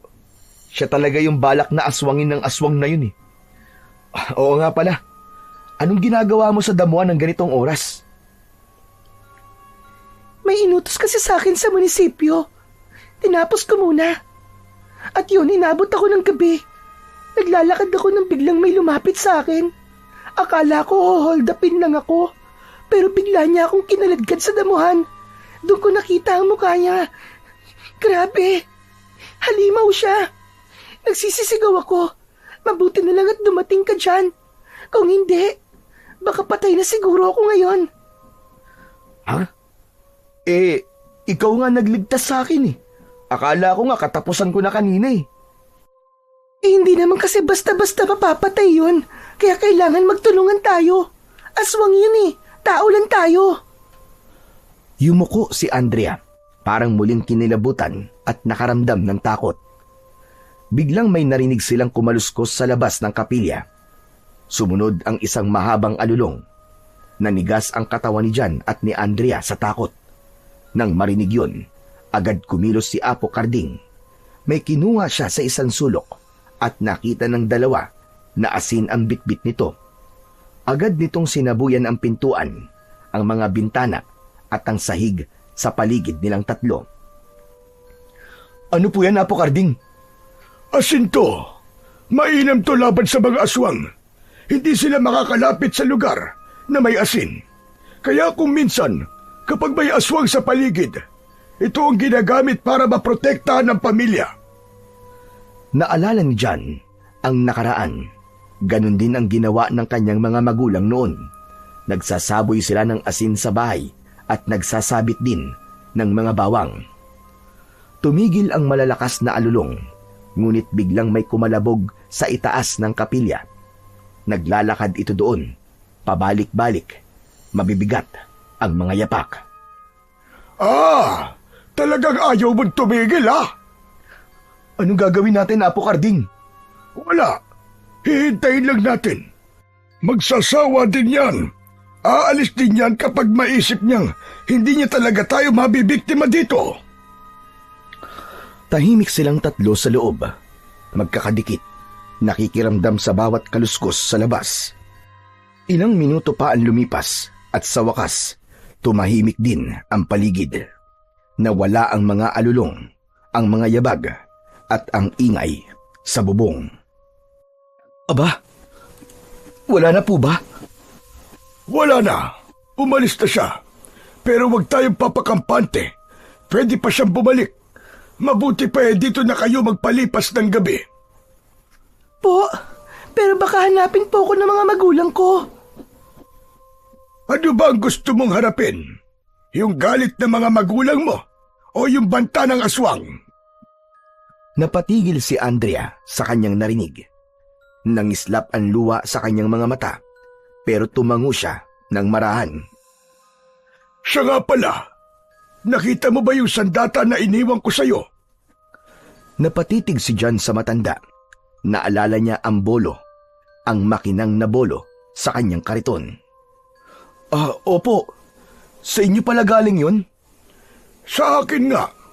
Ipinagkaloob ko na yun sa'yo para magamit mo. Tumango si Jan nang marinig yun, pero hindi na muli pang nagtanong. Si Apo Karding ay bumalik sa kanyang mga gamit. Inayos ang ilang bagay, saka umupo sa isang sulok upang makapagpahinga. Si Andrea ay humilig sa pader, nakayakap sa kanyang mga tuhod, at si Jan naman ay nakatitig sa kanyang mga palad. Iniisip ang lahat ng nangyari sa isang araw lang. Sa katahimikan ng gabi, unti-unting bumigat ang talukap ng mga mata ni Jan. Pagmulat ng kanyang mga mata, nakita niya ang kanyang sarili na nakatayo sa tabi ng isang bata. Nang tignan niyang mabuti, siya ito, ang batang Jan. Nakatayo lang ito sa may pintuan, nakatitig sa isang nakakatakot na tagpo sa harapan nito. Dahan-dahan siyang lumuhod sa tabi ng bata. Sinubukan niyang hawakan ito, pero hindi niya magawa. Tumatagos lang ang kanyang kamay. Ramdam niya ang takot, ang sakit na nararamdaman ng batang siya sa oras na yon. Napahagulgul siya ng malakas. Naisip niya na kung hindi dahil sa mga aswang na yon, maayos sana ang buhay niya. May pamilya sana siyang kasama. May nanay at tatay na gumagabay sana sa kanya. Maya-maya pa, nakita niyang tumigil ang aswang sa pagkain. Dahan-dahan itong naglakad papalapit sa bata. Inamoy-amoy ito ng halimaw. Umiyak ng malakas ang bata. Hoy! Hayop ka! Layuan mo yung bata! Napaangat ang ulo ni John. Nakita niya si Apo Karding. Mas bata ng konti ang itsura, pero kilala pa rin niya ang muka. Kasama nito ang ilang kalalakihan mula sa baryo. Sinugod nila ang mga aswang. Nagkagulo, pero ang mga aswang piniling tumakas. Hinabol sila ng mga tao. Samantala, ang bata ay naiwan. Ganon din si Apo Karding. Nilapitan niya si John at maingat na lumuhod sa harap ng bata at sa kamarahan itong niyakap. Huwag ka nang umiyak, iyo. Ligtas ka na. Inilabas ni Apo Karding ang isang piraso ng candy mula sa bulsa at inabot sa batang John. Nanginginig pa rin ang kamay ng bata nang kunin nito ang candy. Huwag kang mag-alala. Magiging maayos din ang lahat. Pinulot ni Apo ang bolo na nasa tabi ng bangkay ng ama ni John. Maigpit siyang hinawakan ng matanda, saka inakay palabas ng bahay. Dinala ni Apo Karding ang batang si John sa mga kamag-anak nito sa baryo. At sa pagkakataong naging malabo na ang eksena, nagising si John, habol ang hininga, luhaan ng mata. Nakita niyang nakatingin sa kanya si Apo Karding. Ikaw yung nagligtas sa akin nun sa mga aswang. Naalala mo na? Opo, naalala ko ng lahat. Kayo po nagbigay sa akin ng candy para kumalma ko. Kayo po ang umakay sa akin palabas po ng bahay. Kayo po nagbigay sa akin ng pagkakataong mabuhay. Tama ka dyan. Matagal na yun. Pero hindi ko yun makakalimutan. Nangako ko sa sarili ko noon na hindi kita pababayaan. Pero hindi ko nagampanan yun dahil na rin sa mga masamang nangyari sa akin. Hindi ko naman nakalain. Naghahaman din pala ang walang awang mga kamag-anak mo na pinagdalhan ko sa'yo. Hayaan na po natin yun, Tatang. Tapos naman na po yun. Pero kahit tapos na, gusto ko pong magpasalamat sa inyo, Apong. Salamat po sa lahat. Tumango ang matanda. Inilapat ang palad sa balikat ni John. Pero John, yung pagsalakay ng aswang kanina, hindi natin yun dapat baliwalain. Natitiyak kung babalikan kayo ng aswang. Kailangan mong maghanda. Po, ano pong dapat kong gawin? Dapat kang maging matapang at dapat palagi mong ihanda ang sarili mo. Huwag mong kakalimutang magdala palagi ng sandata. Yung binigay ko sa'yo, sandata yun ng iyong ama. Pwede mo yung gamitin laban sa mga aswang. Anumang sandata na gawa sa pilak ay makakasugat sa kanila. At kapag nasugatan sila, tiyak na manghihina sila. Kaya gamitin mo yun sa oras ng panganib. Opo, hindi ko po hahayaan na mangyari ulit ang nangyari sa pamilya ko. Yan ang tamang damdamin dyan. Ang galit ay gamitin sa tama. Ang lakas ay gamitin para protektahan ang mga inosente. Matapos mag-usap, tumahimik na ulit sa loob ng kapilya.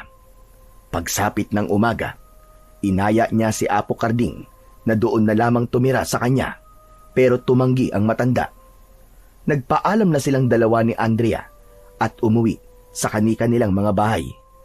Sa araw na yon, hindi na siya nakapagtinda pa ng buko. Pagdating ni John sa kanyang bahay, agad niyang kinuha ang bolo ng kanyang ama at tinitigang mabuti.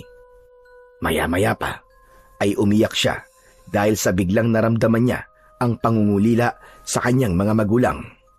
Hanggang sa naramdaman niyang nanginig ang kanyang mga kamay. Pinilit niyang kumalma pero hindi tumigil ang kanyang panginginig. Binitiwan niya ang hawak at saka lumabas. Dumiretso siya sa tindahan at bumili siya ng 2 bote ng alak. Nang makabalik sa bahay, umupo siya sa isang bangko sa loob at agad na ininom ang isang bote. Gusto niyang alisin ang lungkot, takot at kilabot na nararamdaman niya. Nang maubos ang unang bote, Binuksan niya na kagad ang pangalawa, pero nang itataas na sana niya para uminom, bigla siyang natigilan. Muli siyang napaiyak. Ang kamay niya ay bumaba at sadyang binitiwan niya ang alak. Bumagsak ang bote sa sahig. Natapon ang alak. Tumayo siya at kinuha ang bolo. Dumiretso siya sa likod ng bahay kung saan nakatambak ang mga kahoy na ginagamit niya sa pagluluto. Pinagtataga niya ang mga yun. Isa-isa ng mariin. Bawat hataw ay parang binubuhos niya lahat ang kanyang mga nararamdaman dito. Ngunit ilang hataw pa, napansin niyang hindi man lang siya nahirapan sa pagsisibak.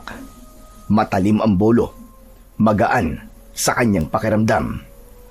Habang abala siya sa kanyang ginagawa, dumating naman ang matalik niyang kaibigan na si Rex.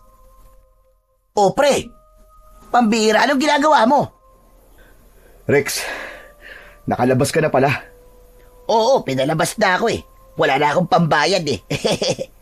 Bakit nga pala ang aga mo magsibak ng kahoy ha? Saka, bakit ka nandito? Hindi ka ba nagtinda? Hindi na muna. Eh bakit? Alam mo, pupunta lang sana ako sa tindahan eh. Pero narinig ko na parang may nagtataga dito eh. Kaya tinigdan ko. Ano ba nangyayari sa'yo? Ha? Hoy, alam mo ba? May narinig akong usap-usapan kanina doon sa klinik. May nakita daw na aswang kagabi doon sa may poblasyon. Isang malaking aso raw. Talaga? Oo, yun ang usap-usapan ng mga tao nandun kanina. Tapos ito pa, may mga natagpuan daw na mga patay na hayop sa ilang lugar. Grabe no? Yung mga tao, ang gagaling gumawa ng kwento. Hindi ako naniniwala sa mga ganun. Aswang. Ikaw, naniniwala ka ba na totoo mga aswang? Oo naman, Rex. Ha? Naniniwala ka talaga? Bakit naman? Hindi mo ba alam na biktima ng aswang ang mga magulang ko nun? Ha? Talaga? Nako pre, di ko alam yun. Ano nangyari? Maabang kwento, Rex. Saka, ayaw ko na munang pag-usapan ngayon. Halika na lang sa loob. Pumasok na ang dalawa sa loob ng bahay. Agad na nakita ni Rex ang basyo ng alak sa lamesa. Tapos ay pasimple nitong inamoy ang kaibigan. Uy! Amoy alak ka, Chong ah. Uminom ka na mag-isa? Pambihira. Ang daya mo naman. Hindi mo man lang ako tinawag. Wala yan. Pampatanggal lang ng nervyos. Nanginginig kasi ako kanina eh. May nervyos ka na? Nako, baka naman alkoholik ka na. Alam mo yun, yung kapag hindi nakakainom ng alak, nanginginig. Sira ulo. Hindi pa naman ako ganun kasagupa sa alkohol, no? Tumigil ka nga dyan. Habang nag-aasaran ang dalawa, may biglang kumatok sa pintuan. Nagkatinginan ang magkaibigan. Nang buksan ni John ang pinto, bumungad dun si Andrea. May bitbit na 2 basket na puno ng grocery. Oh, Andrea, anong ginagawa mo dito? Gusto ko lang ibigay sa'yo to, John. Ano yan? Pasasalamat ko to sa'yo. Ha? Wala ka namang dapat na... Meron, John. Marami akong dapat ipagpasalamat. Dahil sa'yo nakatakas ako sa mga aswang kagabi. Kung hindi dahil sa'yo, baka patay na ako ngayon. Nagulat si Rex sa kanyang narinig. Ha? Teka. Aswang? Nakita niyo yung sinasabi nilang aswang kagabi? Oo. Muntik na akong biktimay ng aswang na yon. Pero dumating siya. Iniligtas niya ako. Talaga? Iniligtas mo siya, pre? Wow! Ang astig doon. Ang galing mo, ha? Kinuwento ni Andrea ang lahat ng nangyari kagabi. Habang nakikinig si Rex, nanlalaki ang mga mata niya sa takot at pagkamangha. Nang matapos ang kwento, bumuntong hininga ito at bumaling kay John. Anak ng... Totoo? Ang dami palang nangyari sa'yo kagabi. Pero saludo ko sa'yo, Chong. Salamat. Pero Dito kay Andrea talaga humanga kagabi. Grabe, ang tapang pala niya. Parehas lang naman tayo eh. Ayos yan. Alam nyo, hindi nyo kailangan matakot. Kung talagang babalikan kayo ng aswang na yon, nandito ako. Tutulungan ko kayong labanan sila. Hindi ko sila uurungan. Ah, siya ka pala. Yamang nandito ka na lang din, Andrea. Gusto mo bang magmerienda? Sandali at kukuha lang ako sa tindahan. Naku, wag na. Wag ka na magkabala, hindi na kailangan. Aalis din kasi ako kagad. Papasok pa kasi ako sa munisipyo eh. Gusto ko lang talagang iabot tong pasasalamat ko kay John. O sige na. Aalis na ako. Sige, mag-iingat ka, Andrea. Ano bang oras ang labas mo mamaya? Sunduin kita tapos ihatid ka namin sa inyo. Naku, wala ka nang dapat alalahanin. Sila mama at papa, sinabi nila na susunduin daw nila ako. Ganun ba? Sige. Umalis na si Andrea, pero bago umalis, nag-iwan siya ng isang matamis na ngiti kay John. Nang mawala sa paningin ang dalaga, bumuntong hininga ang binata at maya-maya pa, napangiti na rin siya ng konti. Hoy! Aba, anong ngiti yan, ha? Baliw, ano sinasabi mo? Uy, wag ka lang magkaila. Kinikilig ka, pre. Akala mo di ko pansin? Halos manigas ka na kanina dyan sa kinatatayuan mo nang makita mo palang si Andrea. Grabe ha, hindi ko akalain na mabilis ka naman palang dumiskarte. Galing mo, Chong, bilib ako sa'yo. Ikaw pa talaga ang binibigyan ng regalo. Manahimik ka nga dyan. Nagpapasalamat lang naman yung tao eh. Sus, nagkukunwari ka pa. Kunwari, di mo ramdam. Alam kong alam mo na, malakas din ang tama sa'yo ni Andrea. Uy, crush siya ng crush niya. Sana all. Sana all, sana all. Huwag kang ganyan. Baka marinig niya eh. Nakakahiya. Saka, huwag mong bigyan ng mali siya yun. Ay nako, isasanla ko buong pamilya ko, pre. Pustahan tayo. Siguradong may gusto rin sa'yo si Anding. Ikaw ang lakas mo talagang mang-asar, no? Totoo naman kasi yun eh. Nakita mo ba yung ngiti niya kanina? Kinikilig din yun sa'yo kanina, pre. Baliw ka. Wala yun. Ninitian lang ako ng tao eh. Yun na nga eh. Pero alam mo, boto ko doon para sa'yo. Ang ganda na, ang bait pa. Baliw ka talaga. At sa palagay mo, magugustuhan talaga ako nun? Oh, di naman masamang mangarap, di ba? Saka pre, sa dami ng mga nangyari sa buhay natin ngayon, mas okay na may dahilan ka para gumiti paminsan-minsan. Oo nga eh. Sige na nga. Ang dami mo sinasabi. O ano, hindi ka ba magse-celebrate? Wala bang painom ngayon? Shot puno? Ano? Kapal talaga ng mukha mo eh, no? Sinimot mo na nga lahat ng pera ko, inom pa rin ang nasa utak mo. Wala na akong pera. Puhunan na lang meron ako dito eh. Di yung pwedeng galawin. Magpahinga ka na nga. Galit na galit ah. O sige na, binibiro ka lang naman eh. Baka sakali lang naman na lumusot. Pero Chong, mula ngayon, kasama mo na ako. Hindi lang dun sa bantanong aswang, pati dyan sa ligawan. Sasamahan kita hanggang mapasagot mo si Andrea. Natawa na lang si John sa pang-aasar at sa dami ng sinasabi ng kanyang matalik na kaibigan. Hindi nga siya iniwan ni Rex at pagdating ng madaling araw, dalawa na silang naghanda. Balik na si John sa dati niyang routine. Bumangon sila, naglakad sa kalsada, papuntang poblasyon para mamili ng buko sa mga suking biyahero. Madilim-dilim pa ng mga oras na yon. Ayaw na sanang pasamahin ni John ang kaibigan niya, pero ito ang nagpumilit kahit na may injury pa ito sa braso mula sa aksidente sa construction site. Habang naglalakad ang dalawa, may kakaibang presensya silang naramdaman. Parang may nagmamatsyag at sumusunod sa kanilang paglalakad. Chong, may nararamdaman akong kakaiba. Maging alerto ka. Nako, ito na ba yun? Talaga bang may aswang, Chong? Anong itsura nila? Ayan oh, mga mukhang aso. Biglang may sumulpot na 2 asong aswang sa dilim. Humigpit ang hawak ni Jan sa bolo. Anak ng... Totoo ga! Ang laki naman yun, pre! May mga aswang nga! Huwag kang maingay. Diyan ka lang. Huwag kang basta-basta gagalaw, Rex. Pre, natatakot ako. Anong gagawin natin? Ano ba? Akala ko ba magkasama nating haharapin to? Ano nangyari? Pre, sa umaangil na aso nga takot na ako eh. Diyan pa kaya? Aswang yan? Huwag kang matakot, nandito ako. Nandito na tayo eh. Kailangan nating lumaban. Kundi, gagawin tayong merienda ng mga yan. Umangil ng mas malakas ang 2 aswang. Bumuelo para sumugod. Jan, pag hindi ako nakaligtas, quits na tayo sa utang ko sa'yo ha. Huwag mong sisingilin ang nanay ko. Walang pambayad yon. Ang lakas ng tama mo. Manahimik ka na nga lang.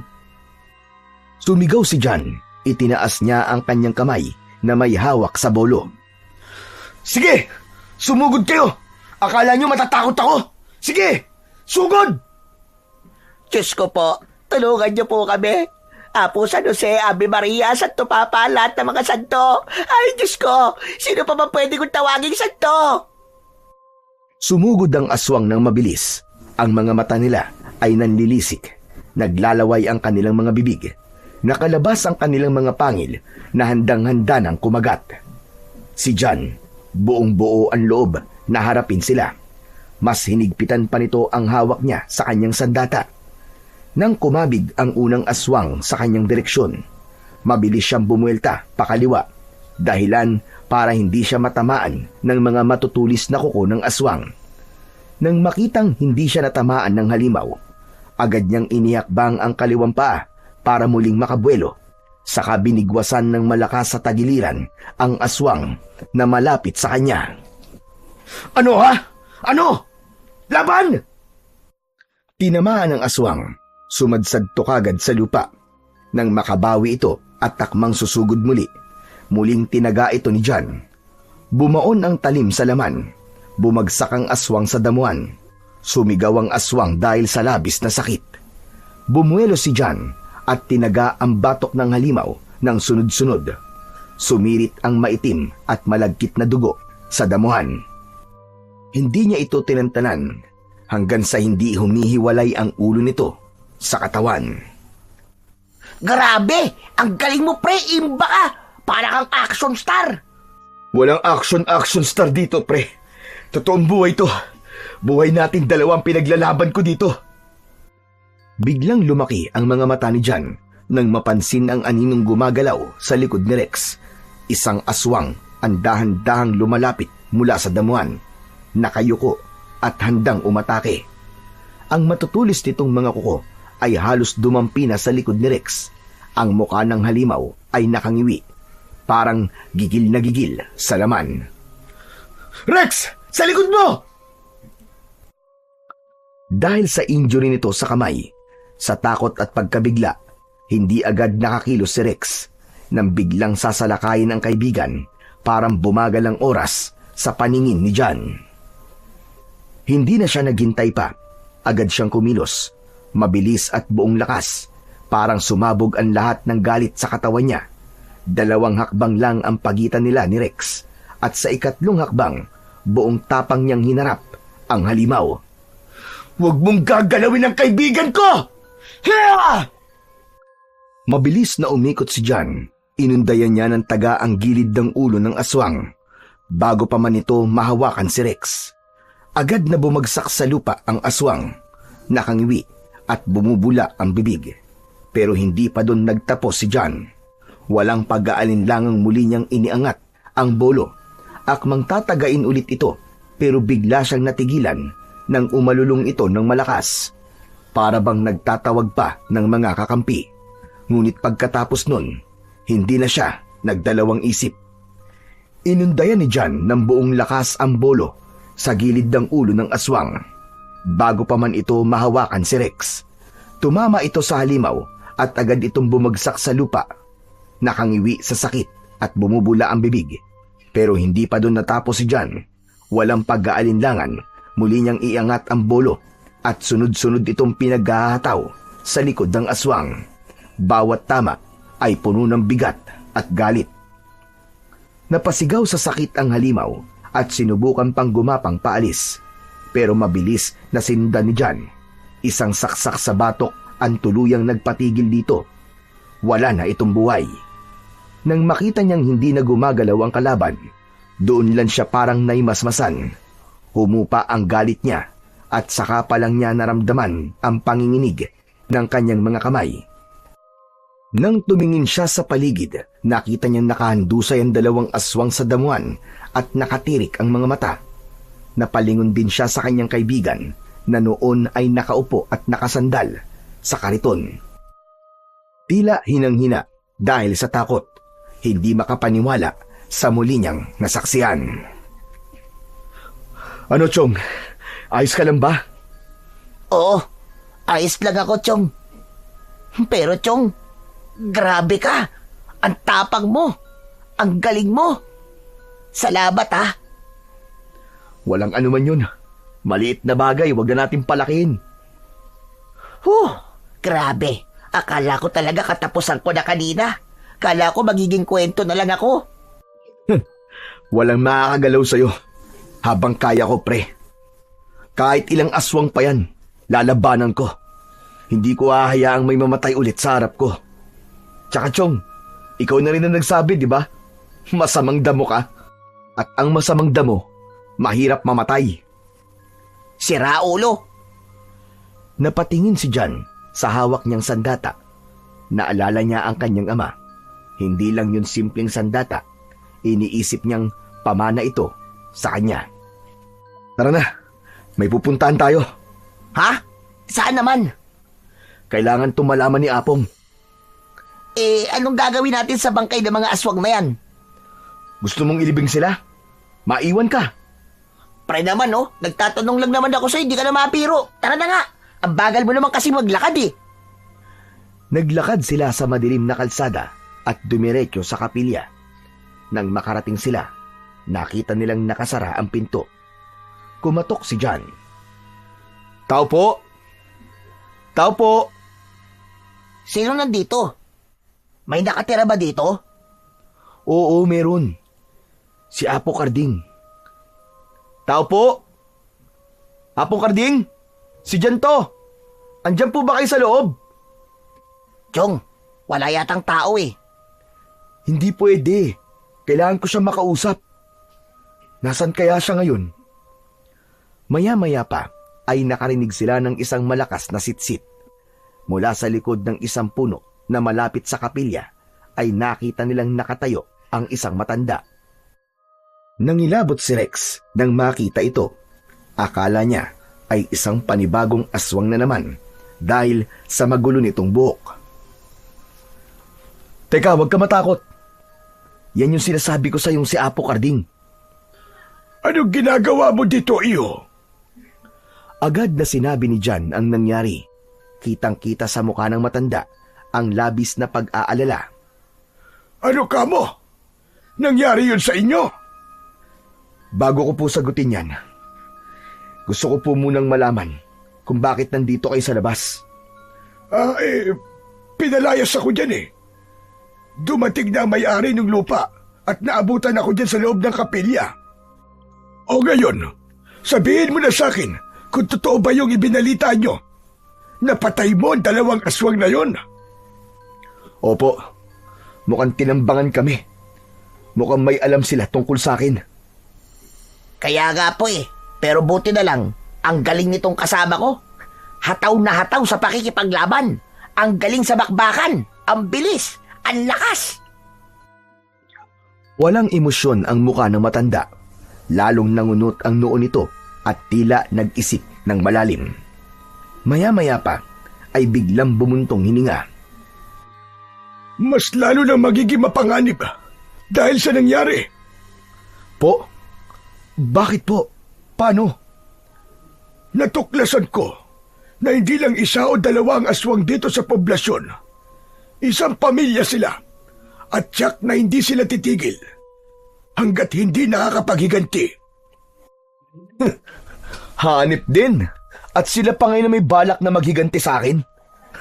Pero sila ang walang habas sa pagpatay at pananakot dito. Mga demonyo sila. Kaya ko po silang harapin. Hindi ako natatakot sa kanila. Hindi kailanman. Alam ko yun, John. Pero kilala ka na ngayon ng pamilya ng mga aswang. Tiyak na mas iinit ang labanan. Kailangan mo maging alerto sa lahat ng oras. Maging mapagmasid ka sa paligid. Nakahanda po ako palagi, Tatang. Hindi lang sarili mo ang dapat mong ihanda. Dapat maging ang mga taong malapit sa iyo, ang mga mahal mo sa buhay. Natahimik si John nang sabihin ni Apo Carding ang mga katagang yun. Parang bumigat ang kanyang pakiramdam, pero buo ang loob niyang lumaban. Tatang, wala naman po akong pamilya na dapat protektahan eh. Wala din po akong kamag-anak na malapit sa akin. Kaya sino naman po ang pupuntiryahin nila? Kung wala, ikaw mismo ang aatakihin nila dyan. Kaya kailangan mong maganda.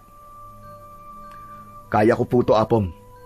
Kahit ilang pamilya ng aswang pa yan, lalaban ako. Hindi ko sila uurungan. Magaling iyo. Kaya ngayon, tutuparin ko na rin ang pangako ko sa iyo nung bata ka pa. Ang pangakong hindi kita pababayaan. Tutulungan kita sa gera dyan. Hindi ko hahayaang masasaktan ka ng mga aswang na yon. Napatitig si John sa matanda. Kahit matagal na ang nakaraan, parang bumalik sa kanyang isipan ang lahat. Ang araw na nawala ang kanyang pamilya at sinagip siya ng matanda sa mga aswang. Nangako nga ito na ipagtatanggol siya at di pababayaan, pero hindi yun natupad noon. Pero ngayon, muling nangako ang matanda. Nabuhayan ng loob ang binata. Naglakad na ang tatlo pauwi sa baryo ni na John. Habang binabaybay nila ang kalsada pauwi, nakita nila ang maraming tao na nagkukumpulan sa isang lugar. Lumapit sila. Nakita nilang pinagkakaguluhan ng mga ito ang bangkay ng 2 dambuhalang aso. Iba-iba ang naging opinyon ng mga tao tungkol dito. May naniniwalang aswang ang mga ito at meron din namang hindi. Habang nakatayo silang tatlo, biglang napansin ni Rex ang isang lalaki. Tinititigan nito si John ng matalim. Halos hindi kumukurap. Chong! Tinititigan ka ng lalaki, oh. Masama ang tingin sa'yo. Tignan mo. Nasaan? Doon, sa gilid. Yung matanda na nakasombrero ng itim. Nakita ni John ang isang matandang lalaki. Nakatayo lang sa gilid. Nakatitig sa kanya ng mariin.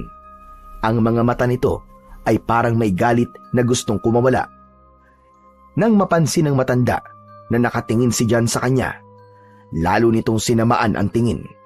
Parang sinusukat siya mula ulo hanggang paa. Hindi mapalagay ang loob ni John. Parang nakaramdam siya ng pangamba. Hindi basta-basta ang matandang yun. At hindi lang ito isang usisero. Iba ang dating sa kanya. Iba rin ang nakikita niyang aura. Nilingon niya si Apo Carding at kinalabit. Tatang, tignan niyo nga po kung kilala niyo po yung matandang lalaki na nakatingin sa akin. Yung nakasombrero po ng itim dun sa may gilid. Ang sama po makatingin eh. Kumunot ang noo ni Apo Carding nang ibaling niya ang paningin sa direksyong tinuro ni John. Pero wala doon ang matandang lalaki na nakasombrero. Nasaan? Wala naman ah. Pambihira. Nandyan lang po kanina yun ah. Bakit biglang nawala? Oo nga eh. Ako yung unang nakapansin, Apo Carding. Hala, teka. Ano yun, multo? Nawawalang parang bula? Ilang saglit na nanahimik ang matanda. Saka bumuntong hininga. Mag-iingat ka dyan. Kung sino man yun, malamang na may masama na siyang balak sa'yo. Napatango si John. Alam na niya na sigurado na ang pagdating ng isang panganib. Pre, baka sundan tayo dun sa bahay mo. Baka doon siya magkalat ng lagim. Subukan niya, Chong. Kailangan natin siyang paghandaan mamayang gabi. Chong, kinakabahan ako sa plano mo. Hindi mo naman kailangan lumaban, Chong eh. Naiintindihan ko ang kalagayan mo. Wala kang dapat na ipag-alala. Kung hindi ako makakatulong sa'yo ng pisikal, may alam akong paraan para makatulong sa'yo. Ano yun? Basta, ako nang bahala doon. O siya, umuwi na tayo. Hayaan na natin sila. Ang kailangan natin ngayon ay ang maghanda. Itinulak na muli ni John ang kanyang kariton. Tahimik na sumunod si Rex sa tabi niya. Si Apo Carding naman ay nasa likuran. Matalim ang tingin nito sa lansangan at kahit may edad na, ay halata pa rin ang pagiging alerto. Pagdating nila sa bahay ni John, agad silang kumilos. Nagbigay si Apo Carding ng ilang tagubilin. Nagsabit sila ng bawang sa pintuan. Naglagay ng asin sa mga sulok at inihanda ang mga sandata sa mesa. Ang bolo ni John ay pinakintab at hinasa. Si Apo Carding ay naglalagay ng ilang bitag sa paligid ng bakuran. May mga sanga at tinik na inilagay sa mga pwedeng pagdaanan. Si Rex naman ay tumulong sa pagbuhos ng asin sa mga bintana, pintuan at sa mismong paligid ng bahay. Tatang, sapat na po ba to? Hindi sapat ang paghahanda, pero mas mabuti na to kaysa wala tayong magawa. Nang matapos na sila sa kanilang ginagawa, nagpaalam na si Rex sa kanila. May gagawin daw itong importante. Hanggang sa sumapit na ang gabi, tahimik na ang buong paligid. Pero si John at si Apo Carding ay gising pa. Naghihintay, nag-aabang, nakapwesto sila sa sala ng bahay. May mga sandata sa tabi nila. Maya-maya pa, may narinig silang kaluskos sa labas. Tatang, narinig niyo po ba yun? Tumango si Apo Carding. Agad na umalingasaw ang masangsang na amoy sa paligid. Nandito na sila! Handa ka na ba? Kinuha ni Apo Carding ang kanyang punyal at si John naman ay pinulot ang kanyang bolo.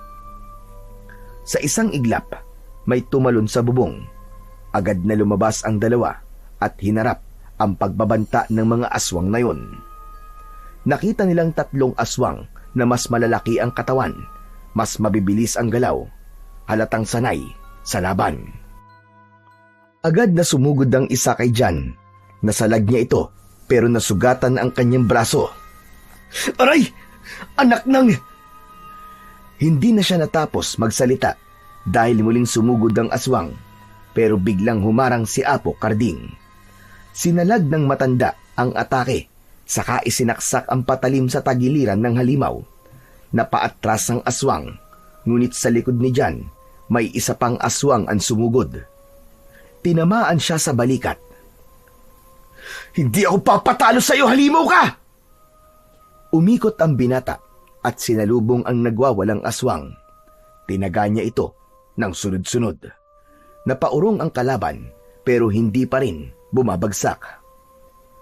Lalong naging agresibo ang mga aswang. 2 na ang sabay na sumugod kay John. Tinamaan siya sa likod. Napaluhod siya. Hawak pa rin niya ang bolo pero nanginginig na. Ayos ka lang ba, iyo? Patay na ang isang aswang. Kayang-kaya na natin ito. Tinamaan ako, tatang. Ang sakit. Parang nangihina ako. Nakita ng matanda na matindi nga ang tama ni John. Dumudugo ang likuran nito at may humahalong kulay itim na likido sa dugo. Palatandaan na may kamandag ang sugat. Sigurado si Apo Carding na nadilaan ito ng aswang. Anak ng lintik! May kamandag! Namumutla na si John. Nakita rin ni Apo Carding ang paninikip ng paghinga ni John. Tumatagaktak na ang pawis sa noo ng binata. Huwag kang bibigay dyan! Kapit lang! Huwag mong hayaang lamunin ka ng kamandag! Lumaban ka, iyo! Tumango si John. Ang enerhiya nito, pababa ng pababa. Huwag ka na munang gagalaw! Ako ang bahala dito. Tatang, kahit nangihina ako, lalaban pa rin ako. Nang makita ni John na muling pasugod ang dalawang aswang, pinilit niyang tumayo. Hinintay nilang dalawa na makalapit ang mga ito sa kanila. Nakatutok sa mga aswang ang kanilang hawak na sandata, pero biglang may narinig silang mga ingay ng tao, mga sigawan at mga yabag. Maging ang mga aswang ay tumigil sa pagsugod. Ano po yun, Tatang? Hindi ko alam. Nandito na kami, Chong! Apo Karding! Dumating si Rex kasama ang ilang mga lalaki na kasamahan niya sa construction site. Nakilala ni John ang ilan. May mga dalang kanya-kanyang sandata ang mga ito, at ang isa ay may dala pang lambat. Nagkagulo nang makita nila ang dalawang aswang na mas lalong lumaki ang katawan. Tila naninindak, pero hindi nagpatinag ang mga lalaki. Agad na itinapon nila ang lambat at nahuli ang isa. Agad nila itong sinugod at pinagtulungang patayin. Ang isang aswang naman ay sumubok tumakas, pero hinabol siya ni John mula sa gilid. Inangat niya ang bolo at isang malakas na taga sa batok ang tumapos dito. Gumulong ang ulo ng aswang sa lupa. Sumirit ang itim na dugo. Bagsak ang halimaw at natapos ang laban. Yes! Tapos na! Patay na silang lahat! Wala lang mga halimaw! Nagtagumpay tayo! Panalo tayo, mga kasama!